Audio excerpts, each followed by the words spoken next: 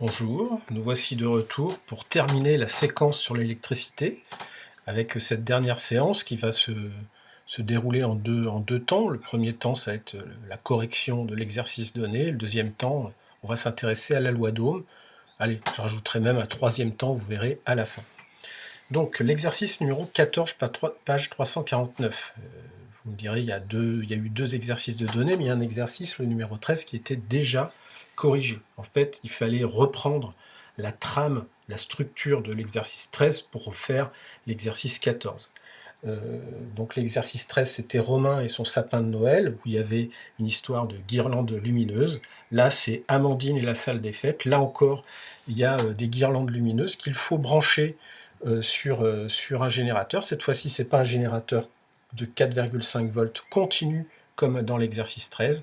C'est une prise électrique qui est en 230 volts alternatif. C'est ce que j'ai mis ici. Donc la première question, c'était comment doit-elle s'y prendre pour pouvoir mesurer l'intensité I4 qui traverse la guirlande bleue. Vous avouerez quand même que c'est pas de chance à la dernière mesure de ne plus avoir de pile dans le multimètre, mais bon, c'est la raison de l'exercice. Donc comment s'y prendre? C'est le schéma ici la réponse, hein. Je l'ai mis et le schéma ci-contre montre comment s'y prendre.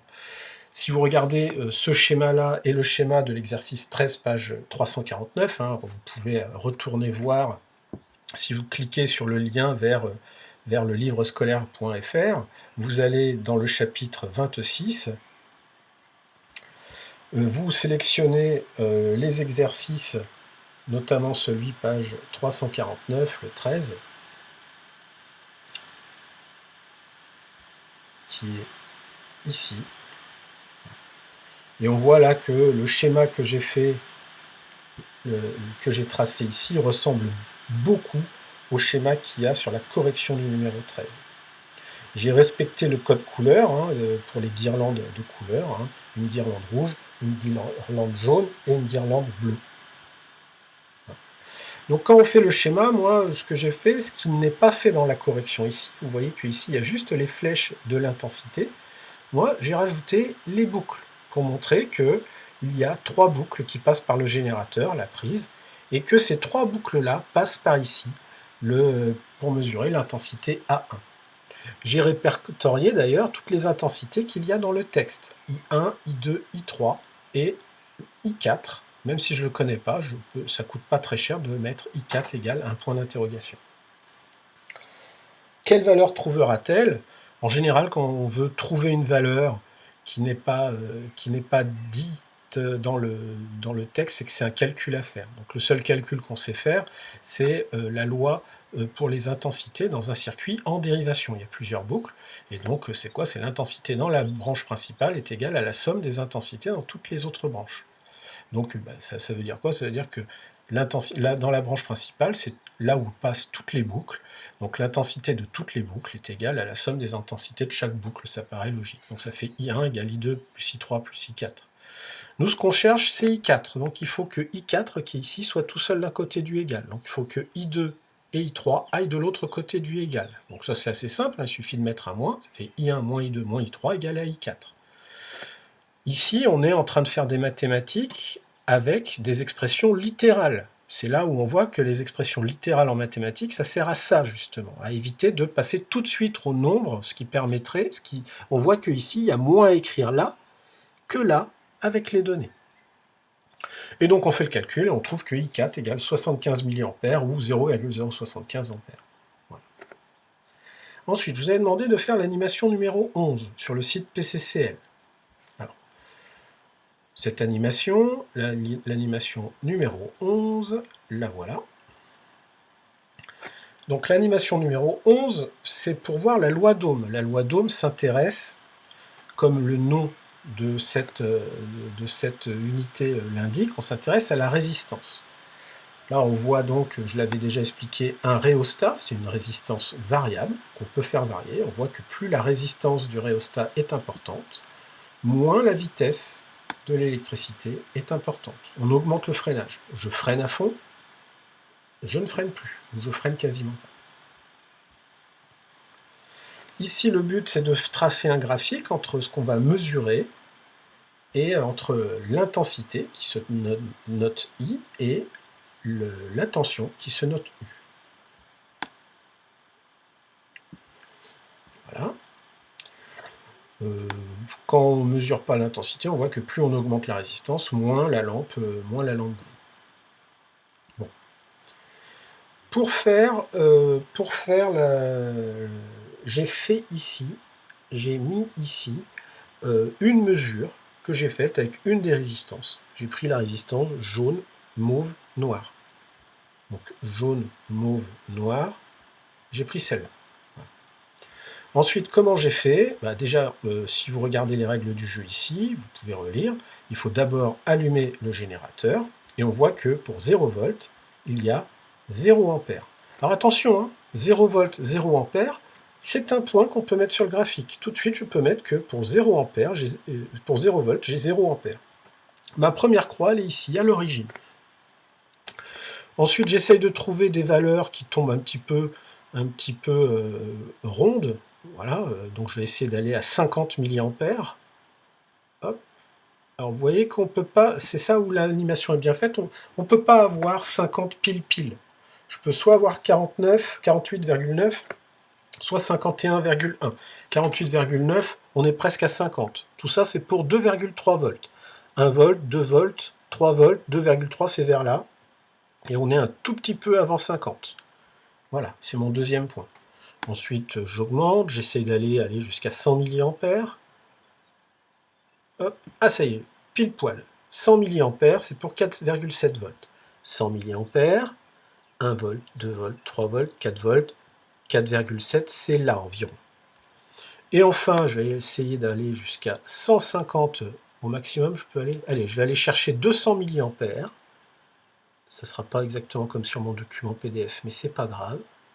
200 mA, je suis trop fort. 9,4 volts. Donc 9,4 volts. 1, 2, 3, 4, 5, 6, 7, 8, 9. 9,4, c'est environ ici. Hop, hop. Ah, ça bouge. Tac. Et voilà, j'ai tracé mon quatrième point, et vous voyez que quand on trace la droite, mes points sont remarquablement bien alignés. Donc ça, le fait que l'intensité et la tension soient alignées sur une droite qui passe par l'origine, vous avez dû voir en mathématiques qu'on est dans une situation de proportionnalité. Donc pour le bilan que j'ai pris le bilan du chapitre 27, page 361 du manuel en ligne. Alors si on va sur le manuel en ligne, et qu'on va chercher le bilan du chapitre 27, on a cette double page.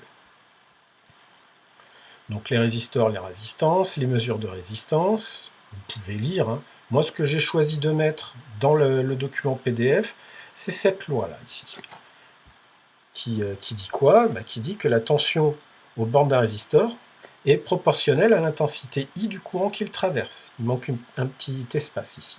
Ce coefficient de proportionnalité, c'est la résistance R, et on peut écrire que la tension est égale à la résistance fois l'intensité.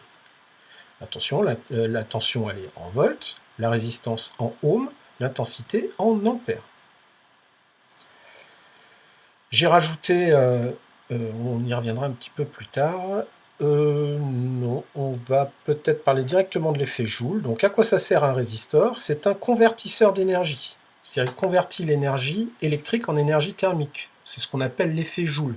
Vous le savez, hein, les grille-pains, les appareils à raclette ont des résistances. Les grille-pains, souvent, c'est soit des petits tubes avec des sortes de ressorts qui rougissent, soit des petits fils qui sont rouges à certains points.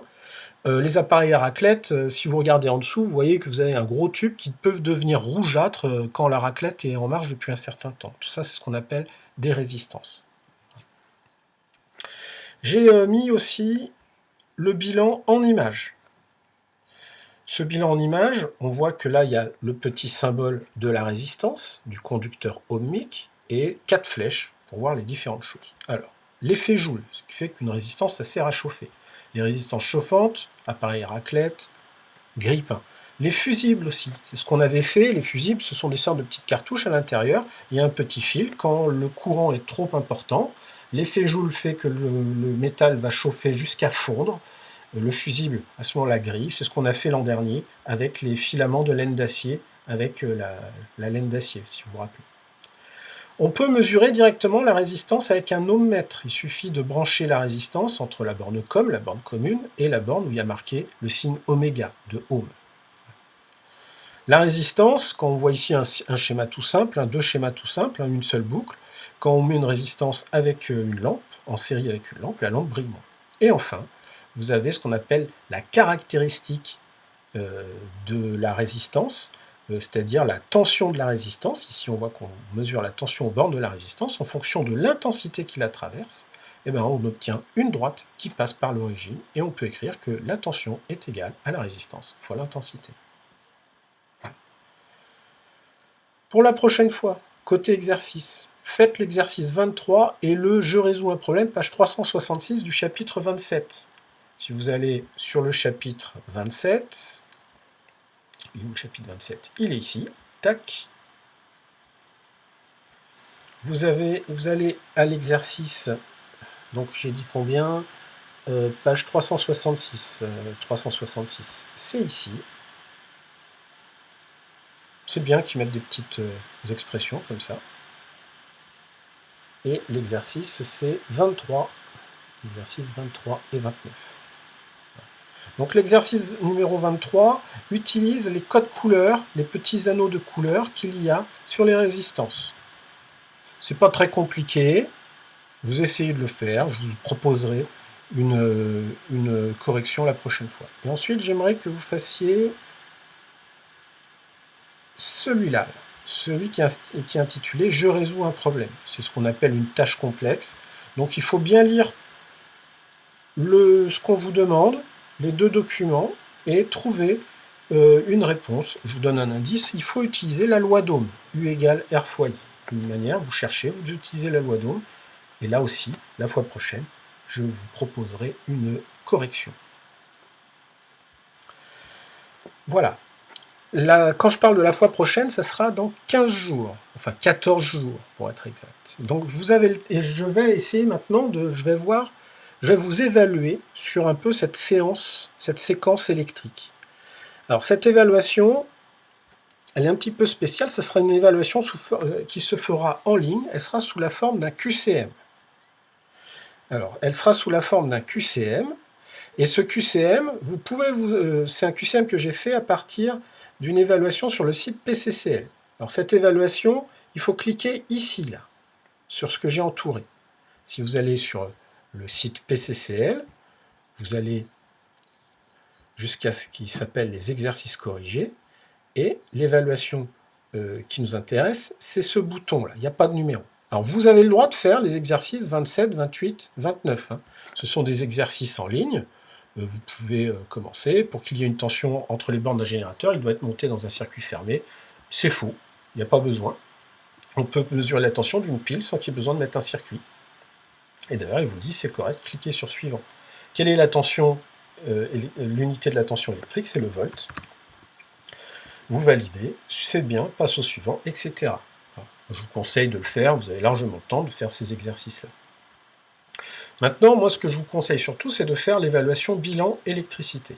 C'est une évaluation pour tout ce qu'on a fait en électricité depuis cette année en 4e. Alors, voilà, vous pouvez mettre votre nom, il faut le mettre parce que sinon on ne peut pas. Voilà.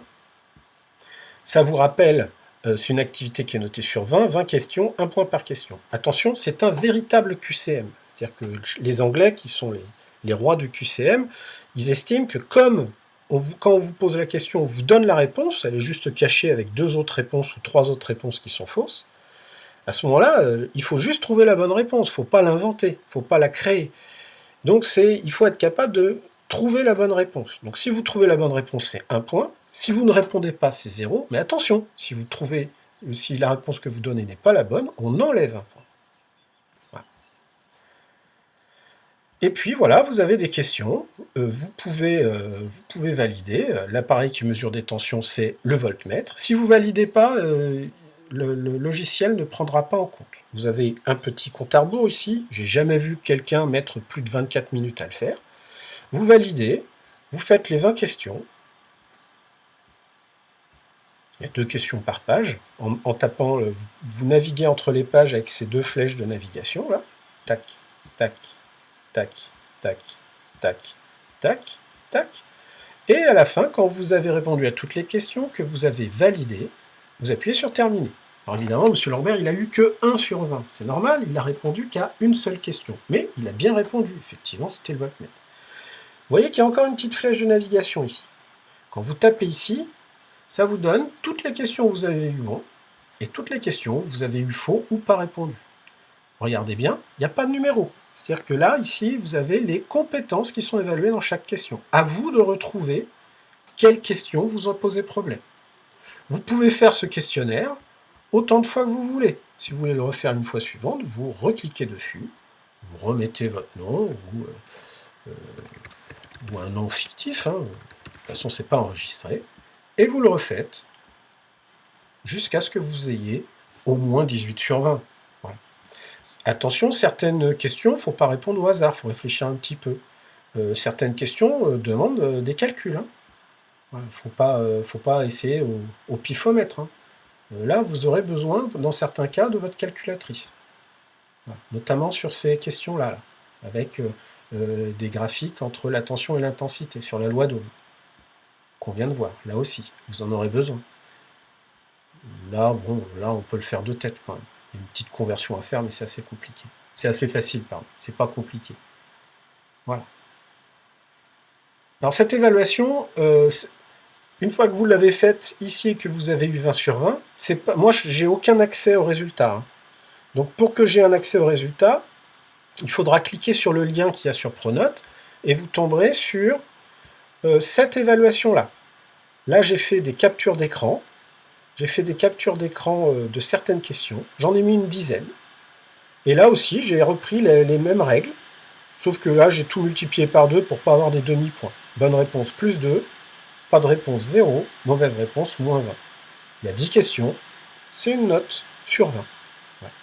N'oubliez pas de mettre votre nom et votre prénom. De toute façon, c'est une réponse obligatoire que je vous demande.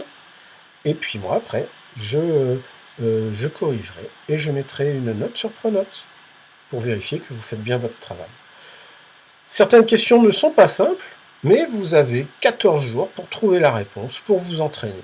Sachant que à chaque fois, vous avez le choix entre 3 réponses, et sur les 3 réponses, il y en a une qui est bonne. Donc débrouillez-vous, faites en sorte de pouvoir y arriver. Ça termine le chapitre sur l'électricité. Comme là, on est sur la période où on est en EPI physique-musique, donc je reprends les vrais créneaux de physique, c'est-à-dire que cette évaluation sera à faire pendant 14 jours. Voilà. Donc je vous souhaite une bonne rentrée sous confinement, et peut-être dans pas si longtemps que ça. Voilà. Allez, au revoir.